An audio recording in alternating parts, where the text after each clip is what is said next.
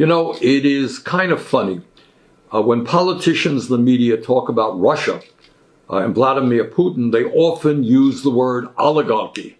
They talk about how the oligarchs of Russia have enormous power under Putin. But strangely enough, the term oligarchy is very rarely used to describe what's happening in the United States, or in fact, what's happening around the world. But guess what? Oligarchy is a global phenomenon, and it is headquartered right here in the United States. The fact of the matter is, and we don't talk about it very much, but this is the reality, a small number of incredibly wealthy billionaires own and control much of the global economy, period. End of discussion. And increasingly, they own and control our government through a corrupt campaign finance system. Since 2020, 5 billion people all over the world have become poorer, while the world's 5 richest billionaires have more than doubled their fortunes at a rate of $14 million per hour. And listen to this. Elon Musk, the world's wealthiest man, has added $120 billion to his fortune just since election day. Got that? 120 billion since election day. While Jeff Bezos, number 2 guy, he only became $67 billion richer in the last month. And Mark Zuckerberg, he became 90 billion richer this year alone. In other words, the people on top who are already phenomenally rich are becoming incredibly richer. Over the past decade, the wealthiest 1% of the global population amassed $42 trillion in new wealth, while the wealth of the bottom half of society barely budged. In fact, as of today, the top 1% owns more wealth than 95% of the people on this earth.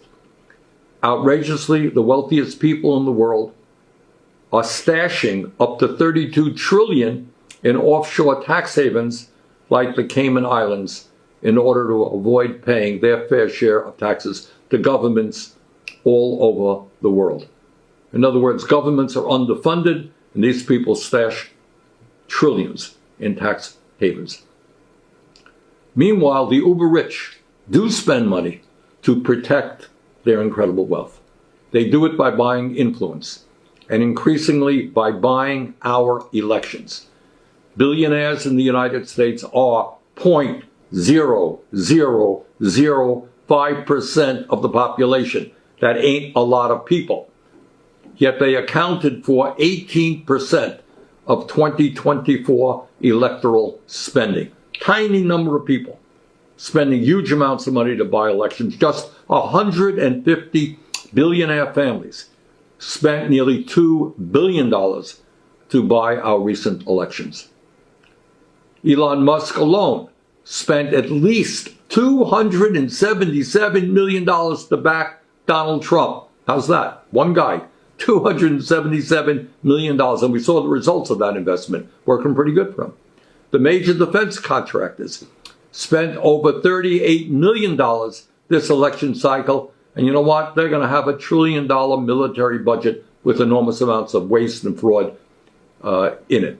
And AIPAC, a billionaire-funded super PAC, spent over $100 million to defeat members of Congress who are critical of the extremist right-wing Netanyahu government in Israel and the horrific war they are waging in Gaza. My friends, you don't have to be a PhD in political science to understand that this is not democracy. This is not one person, one vote. This is not all of us coming together to decide our future. This is oligarchy. In my view, this issue of oligarchy is the most important issue facing our country and the world because it touches on everything else. It touches on climate change, touches on healthcare, touches on whether or not working people are going to have a decent standard of living, touches on whether or not we can eliminate poverty. And what we are going to be doing now is over the coming months, we are going to be doing a number of programs exploring how global oligarchy functions, the power that the very, very rich have over our economy and over our political life. We're going to be talking about the tax havens they use and how they avoid paying their fair share of taxes. And we will be talking about the kind of role that the oligarchs will play in the coming Trump administration. We're going to bring forth some of the really smartest people in this country and around the world who know about this issue. So it's important stuff, and I hope you will follow along. Take care. Bye-bye.